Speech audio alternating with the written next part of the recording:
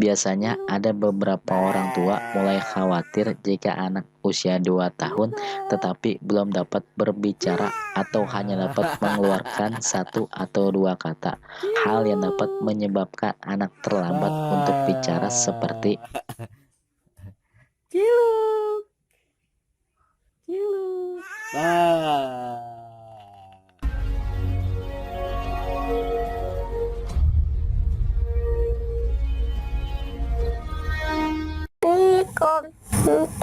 Semua nonton vlog dan tidak lupa like dan subscribe. Terima kasih. Halo teman semua, kembali lagi bersama saya di channel Mundon Firda. Pada video kali ini saya akan menjelaskan mengenai penyebab anak yang terlambat bicara dan batas akhir usia anak untuk berbicara. Perkembangan kemampuan bicara anak pada umumnya mulai berkembang pada usia 8 bulan.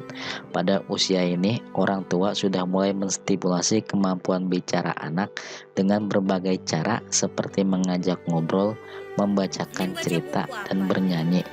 Dan bila perlu, berikan pijatan halus dan sederhana di area mulut anak agar otot bagian sekitar mulut tidak kaku. Mengenai pijatan tersebut, silahkan cek video saya lainnya mengenai terapi membuat anak cepat bisa bicara tanpa biaya. Sebenarnya perkembangan anak akan berjalan sendiri seiring dengan pertumbuhan usianya.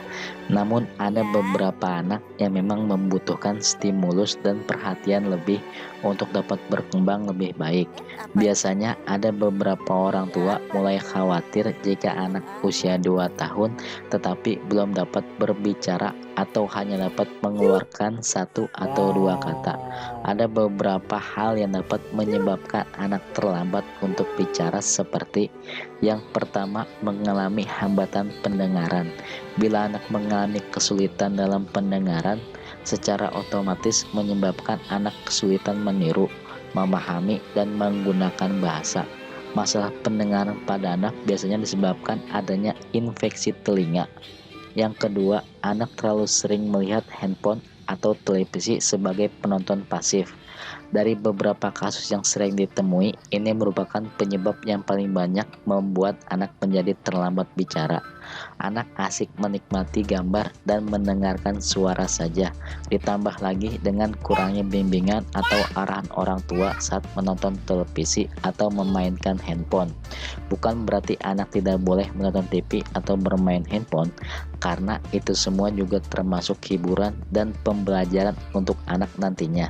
Tetapi tetap harus didampingi orang tua seperti diberikan instruksi menirukan suara yang ada di TV, membalas gambar yang muncul di TV. Yang harus diingat oleh orang tua, anak tidak boleh menonton TV dan main handphone terlalu lama karena dapat menyebabkan dampak negatif pada anak nantinya. Mengenai dampak negatif dan positif telah saya jelaskan pada video sebelumnya. Yang lebih bagus untuk menstimulasi anak adalah dengan berinteraksi dan bermain dengan orang tua atau dengan orang sekitar. Yang ketiga, kurangnya stimulus dari lingkungan. Pada anak yang berusia di bawah 5 tahun, ini adalah masa keemasan anak di mana anak akan cepat menyerap dan menerima pembelajaran. Maka dari itu, orang tua harus memberikan stimulasi kepada anak dengan kegiatan yang sesuai dengan usianya, dari mulai kemampuan motorik, bicara, panca indera, ataupun kognitif. Yang keempat, faktor keturunan. Keterlambatan bicara juga bisa dipengaruhi oleh faktor keturunan. Meski belum ada penelitian yang bisa membuktikan kebenarannya, tetapi biasanya anak yang terlambat bicara ternyata memiliki riwayat keluarga yang mengalami gangguan yang sama. Yang kelima, dimanjakan yang berlebihan. Dalam hal ini, biasanya anak selalu mendapatkan apa yang diinginkan tanpa harus berbicara dan menyampaikannya kepada orang lain. Untuk itu, anak akan menjadi malas bicara dan pastinya menjadi lebih manja. Kita sebagai orang tua harus menyayangi anak dengan memberikan apa yang mereka butuhkan, bukan dengan menyayanginya dengan melayani dan memberikan apa yang dia inginkan. Banyak sekali metode yang dapat dipelajari oleh orang tua untuk menstimulasi anak agar cepat berbicara. Salah satunya dengan menggunakan terapi wajah dan juga terapi telinga yang bisa Anda terapkan yang sudah saya jelaskan pada video sebelumnya. Menurut dokter kesehatan anak mengenai daya perkembangan anak, untuk batas akhir anak untuk dapat bicara satu kata pun pada usia 18 bulan. Usia ini sama dengan batas akhir usia anak untuk dapat berjalan yang telah saya jelaskan pada video saya sebelumnya. Jika pada usia itu anak belum bisa untuk mengoceh ataupun babbling, maka segera memeriksa anak Anda kepada dokter kesehatan, karena bisa saja untuk anak yang mengalami keterlambatan bicara dengan penyebab adanya gangguan pendengaran yang sudah saya jelaskan sebelumnya, maka lebih baik konsultasikan diri terlebih dahulu pada dokter, dan jika perlu pakailah alat bantu pendengaran agar anak dapat berinteraksi. Anak dengan gangguan pendengaran pasti akan memiliki gangguan bicara, maka dari itu jika anak sudah memakai alat bantu dengar, maka berikan layanan speak therapy untuk anak agar anak dapat berbicara dengan jelas. Banyak cara yang dapat dilakukan untuk menangani anak dengan keterlambatan bicara. Penanganan sedini mungkin sangat berpengaruh terhadap keberhasilan dan perkembangan anak ke depannya. Sebelum pergi ke dokter untuk konsultasi, maka ada baiknya orang tua mencoba memberikan stimulasi terlebih dahulu pada anak untuk merangsang kemampuan bicaranya, yaitu dengan cara memberikan pijatan oromotor. Pijatan oromotor atau oral motor didefinisikan sebagai sistem gerak otot yang mencakup area rongga mulut termasuk rahang, gigi, lidah, langit-langit, bibir, dan pipi. Kematangan oral motor umumnya terjadi pada usia 4 hingga 6 bulan dan dilanjutkan dengan pemberian stimulasi untuk mengembangkannya. Alat yang dipakai untuk oral motor adalah tooth brush. Ada beberapa jenis tooth brush yang orang tua bisa dapatkan untuk merangsang berbicara si kecil seperti yang ada pada gambar berikut ini. Yang pertama ada silicone finger toothbrush. Silicone finger toothbrush adalah sikat gigi yang digunakan pada jari untuk membersihkan gigi, lidah maupun memijat gusi bayi. Berbahan silikon food grade yang aman untuk kesehatan bayi, memiliki bulu yang sangat lembut sehingga tidak akan membuat luka mulut si kecil. Banyak orang tua yang belum tahu dengan fungsi lain dari finger toothbrush ini selain untuk membersihkan mulut si kecil. Finger toothbrush ini dipercaya juga untuk menstimulasi si kecil agar cepat berbicara, yaitu dengan cara yang pertama, tekan bagian bibir atas 3-5 detik, kemudian bibir bawah 3-5 detik sebanyak 3 kali secara bergantian.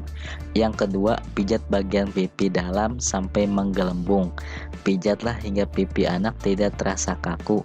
Lakukan dari pipi kanan hingga pipi kiri bergantian sebanyak 3 kali. Yang ketiga, pijat memutar bagian gusi dari atas masuk ke gusi ujung atas, gusi bawah kanan dan kiri sampai kembali bertemu ke titik awal pijat. Lakukan sebanyak 3 kali putaran. Pijat bagian langit-langit dari arah depan dekat gigi sampai bagian tengah langit-langit sebanyak 3 kali. Yang kelima, pijat bagian lidah dan sikat lidah ke arah depan. Yang kedua, training toothbrush set. Training toothbrush set adalah alat kesehatan yang digunakan untuk membersihkan gigi si kecil. Sikat gigi ini merupakan sikat latihan pertama untuk usia di atas 9 bulan. Hampir sama seperti finger toothbrush, hanya saja bedanya training toothbrush set kita bisa lebih leluasa menjangkau bagian dalam mulut si kecil tanpa takut kena gigit. Tetapi hati-hati dengan cara memijat yang terlalu kencang karena bisa berdampak buruk untuk si kecil. Training toothbrush set juga dapat digunakan untuk semua tahap pertumbuhan gigi seperti Tahap pertama cocok digunakan untuk bayi usia 7 bulan dengan jumlah 2 hingga 3 gigi susu. Memiliki pelindung keamanan untuk latihan menggunakan sikat gigi dalam mulut dengan kepala karet yang elastis terasa lembut pada gusi bayi. Tahap kedua cocok digunakan untuk bayi usia 11 bulan dengan jumlah gigi 8 hingga 11 gigi susu. Memiliki bulu sikat yang halus dan lembut untuk gusi bayi. Ujung bulu sikatnya yang lembut dapat menyikat setiap bagian gigi dan sela-sela gigi secara menyeluruh. Tahap ketiga, sesudah semua gigi susunya tumbuh, anak siap untuk memulai perawatan kesehatan gigi dengan sikat gigi dan pasta gigi yang sesungguhnya untuk pertama kalinya. Ujung bulu sikatnya yang bulat, lembut, dan halus terhadap gusi bayi sehingga Anda tidak perlu khawatir.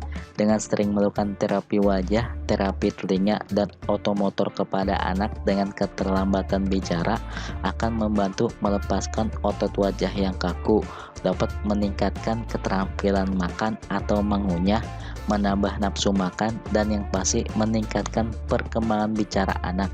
Terapi memijat dan oromotor sangat bermanfaat bukan hanya untuk anak yang terlambat bicara saja, tetapi juga dapat melahap makan, melatih anak untuk mengunyah, juga mengurangi intensitas anak saat anak akan tumbuh gigi. Semoga informasi ini bermanfaat untuk Anda semua. Jangan lupa untuk like, share, dan subscribe channel ini untuk mendapatkan notifikasi video terbaru dari channel saya. Terima kasih.